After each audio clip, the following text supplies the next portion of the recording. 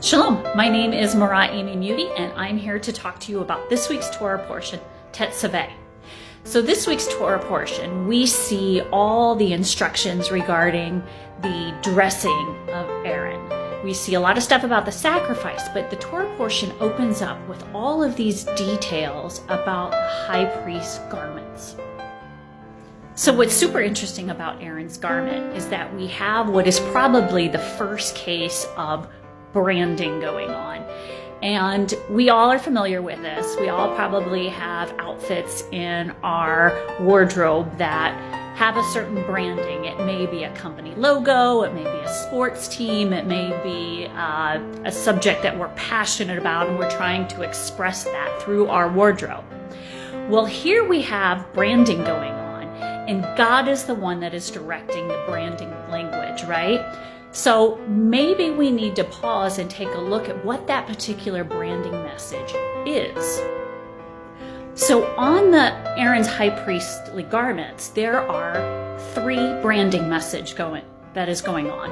The first one is the label on the forehead that says Kadosh Hashem, right? It's saying that he is holy unto Adonai. The other two branding messages we see have to do with Israel.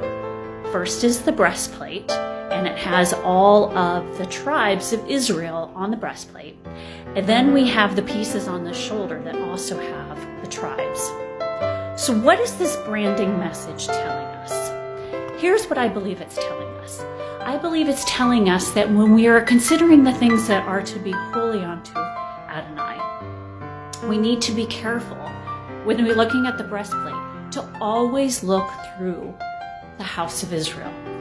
Now, I'm not referring to Israel as the country. I'm referring to Israel as in Judaism, which is how it would have been thought of in that date and time. What is Judaism's outlook on things? What is the perspective of Judaism?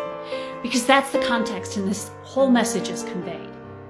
The second thing we notice from the shoulder pads or the shoulder pieces is that we are to take on the burden of Israel. We are to lift them up on our shoulders and take on that burden.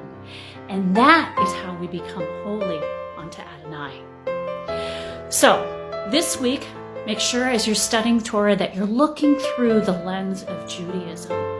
Make sure you're lifting up the house of Israel, that you are portraying a holy and kadosh image so that we can be kadosh to Hashem. Shabbat Shalom.